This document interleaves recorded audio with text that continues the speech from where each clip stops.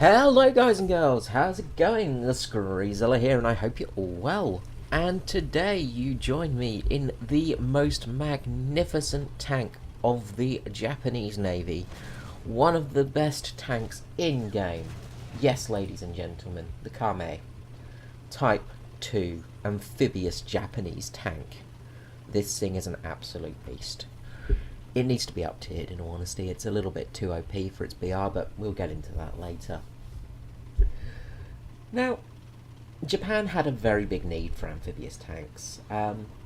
You can actually track this tank back to 1928, when the Imperial Japanese Army conducted a series of trials in test facilities with the amphibious tank concept. These included the prototypes like the Type-1 Marche, the Type-2 and Go, or the Type 92 AI Go. However, it was not until 1940 that the Navy took the matter into its own hands. The Imperial Japanese Navy devised a vehicle specifically tailored for the Imperial Navy's Special Naval Landing Forces for assaulting small Pacific islands, devoid of pontoons or harbour facilities, as well as special operations. The Type 2 Kame was designed in 1941 and started production in 1942. A little bit late, in all honesty, because it sort of missed out on its main roles because it came into the war a little bit late. The designers chose the Type 95 Hargo as the base for the development of this vehicle, keeping the engine, transmission and suspension exactly the same along with the drivetrain. The chassis, however, was completely redeveloped. The hull and turret were completely redrawn for the task. The plates were assembled by welding them and using rubber seals instead of riveted armour. So it was a rubber sealing system instead of just a standard rivet, of course, to make it watertight. Hollow pontoons made of steel plates were also designed to be fitted on the front and rear of the chassis, and that's why it has this weird slopey section here. These were for the pontoons. It also has these weird little like pincers as well. Now, these pontoons were designed with about 9 different segments as well, so if they did get hit, the tank wouldn't sink. It made it more buoyant, of course. It gave it separate bulkheads for each pontoon, so it wouldn't take on as much water if hit. Of course, the pontoons were very light armour, so small arms fire could cause damage. Altogether, though, the tank had a good speed of 6 knots, which is around 10 kilometers per hour in the water, with a maximum range of 150 kilometers, around about 92 miles. The steering was provided by a pair of rudders on the rear pontoon, and if we look at the back here, now if you watch the War Thunder live stream, they'll talk about this little funny thing on the back here, and this is for the rudders. So this little weird device here would actually go up, and then from the back of the driver's section, there are some little, you can sort of see a few of the little loops there. A wire would run through this, and then run down to this rear pontoon section. Now we've got a Stug there, which is quite dangerous, considering we've got a very small gun. But that would run back to the pontoon, and then allow the steering to be made with the rudders. So it was just for steering, really. So we take some careful aim on that Stug. Just disappeared for a few seconds, and I thought, oh, is it dead?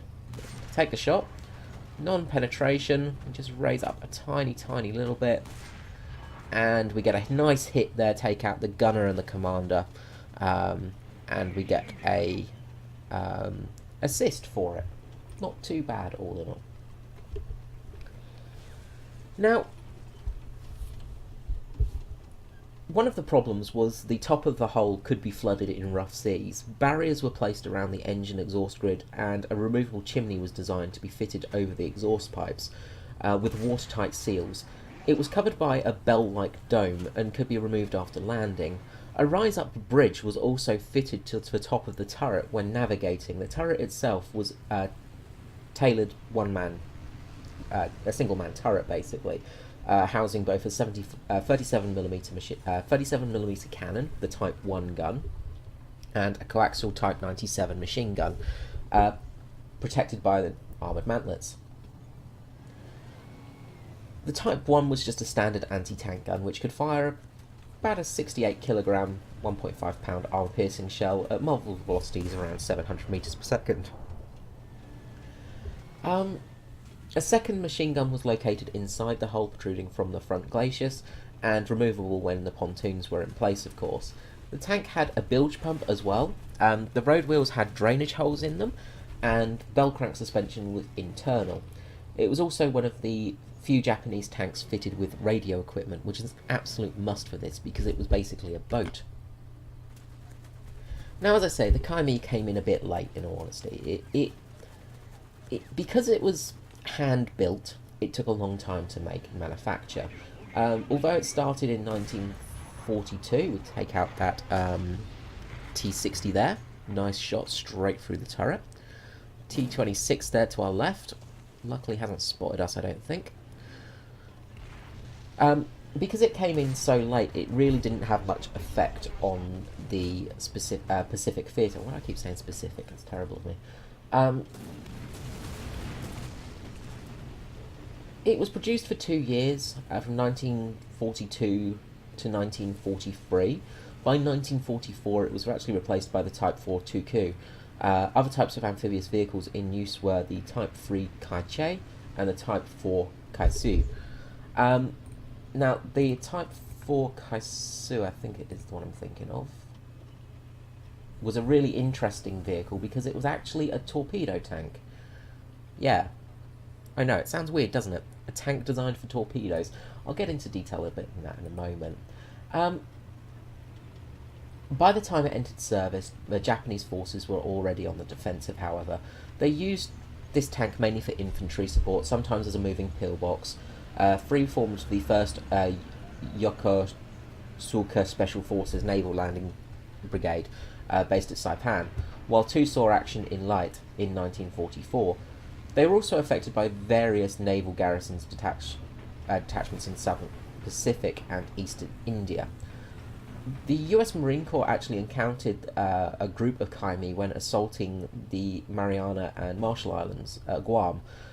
There is actually reports of the only tank naval battle in history to happen in that fight, where the US Marine Corps LVTs were fighting the Kaimis at sea. However, these reports are very wonky. Nobody's sure exactly what's true. Many believe that the Kaimis were actually landed at the time and the LVTs were firing from the sea. So it wasn't a true naval battle, but I do like to think that the naval battle did take place with tanks. I mean, it would be kind of neat. Now, as I said, there was the Type 4 Kaisu, which was a mobile torpedo tank. It just sounds really weird, doesn't it? It carried 2 Type 91 torpedoes on board, and it was designed to go into the where am I? Basically, go into the shallow sort of areas. I'm trying to think. The atolls. Some of the atolls where the US Navy would dock their ships. Because there was only sort of one way in and one way out of those places because of the reefs and stuff like that, it meant that these could go across land and then get in the water and launch torpedoes at the American ships and things like that. It was a really ingenious option. But one of the problems was, because of the torpedo weight, it was a bit top-heavy and would sort of overturn in any weather. The actual plan for the attack was to launch them via submarine, to get them close to the islands, launch these tanks via a submarine, and then drive them to the atolls and attack the American fleets there with them. It's one of those crazy plans that you just go, I do not know how that makes sense. Anyway, back to the Kaimei. The Kaimei is a pretty terrible tank in-game. It did have its uses. In the real world, it was pretty terrible. I mean, we won't beat around the bush here. It was a pretty terrible vehicle. The Type 3 Kaichei was a much better option for an amphibious tank. Even though it was huge, it was still a much better option. It actually had a bit of armour and it actually had a sort of semi-decent gun to it. But this vehicle is just something else. Now, I'm having an exceptionally good game in this, by the way. This is a rare thing. This doesn't happen very often. And we get a hit there. We managed to damage the engine of that very dangerous 20mm German tank over there. The SDK FZ. Can't remember the full designation of it. But that is very dangerous to us because those 20mm will absolutely wreck us.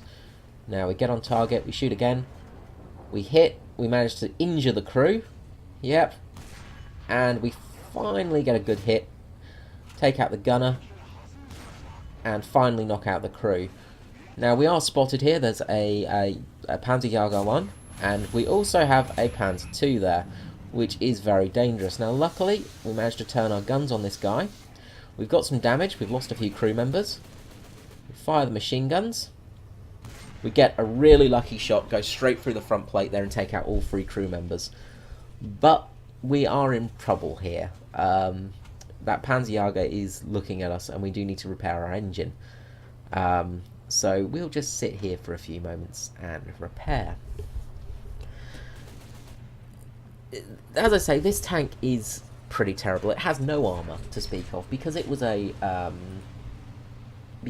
naval vehicle. It needed to be light, so there is barely any armour to speak of.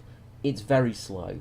The 6-cylinder diesel engine, the Mitsubishi engine, is pretty woeful. It doesn't have much power to it at all.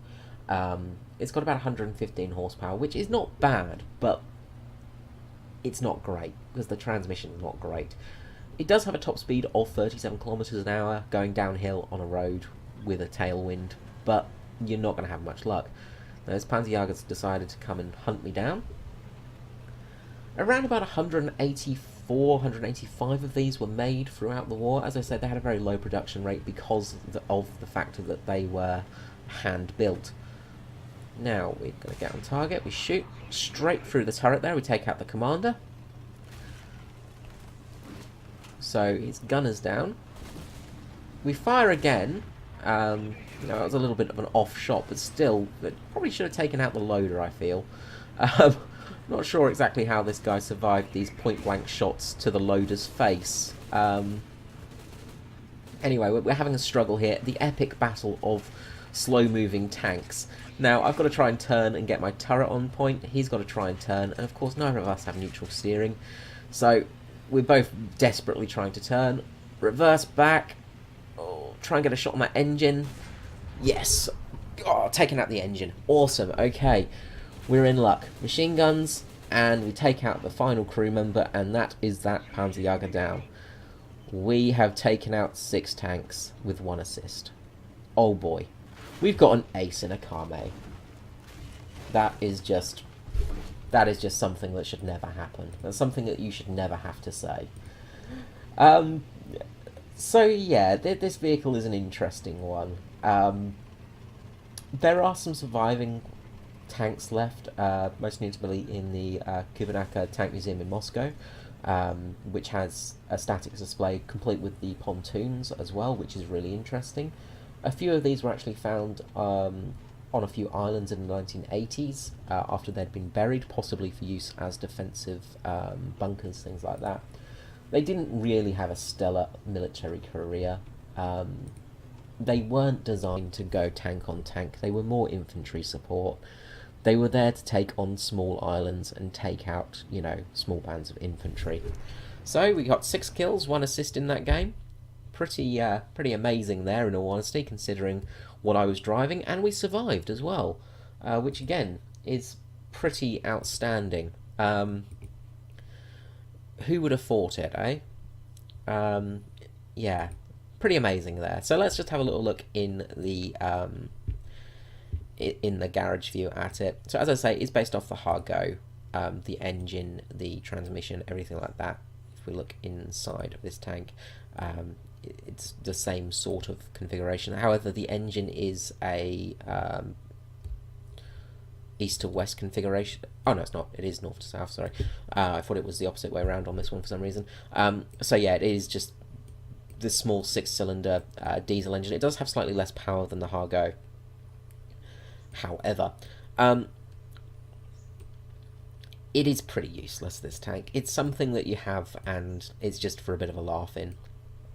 The fact that it does have radio equipment made a huge difference for it in the real world, but in game it doesn't really add anything. And when you look at the armor values, it's pretty awful. You're going to get taken out by 7.7mm machine guns at some stages. You are very vulnerable, and because you are such a large box of a tank, you are very vulnerable to planes as well. You need to play this tank very sneakily. And although this tank is amphibious, because it doesn't have the pontoons on it, it doesn't float. So you can't even take advantage of it in that respect, which is a real shame because it could be useful in an amphibious vehicle. Now, last but not least, I just wanted to talk about the pontoon systems. So we see these little claws here. These are actually where the pontoons would mount onto. Let's just quickly take the bushes off.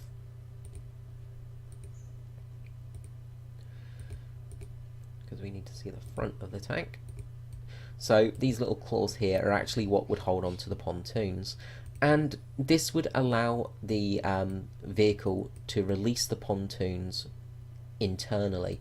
So none of the crew had to get out to release the pontoons, which was really useful for beach assaults, because they could just drive up, throw off the pontoons.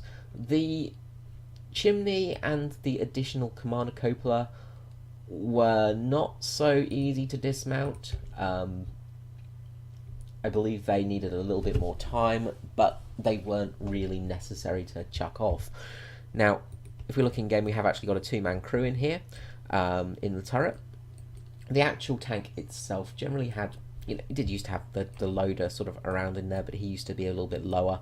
He didn't actually stand up in the turret. It was just generally the commander / gunner up in there. When the actual secondary part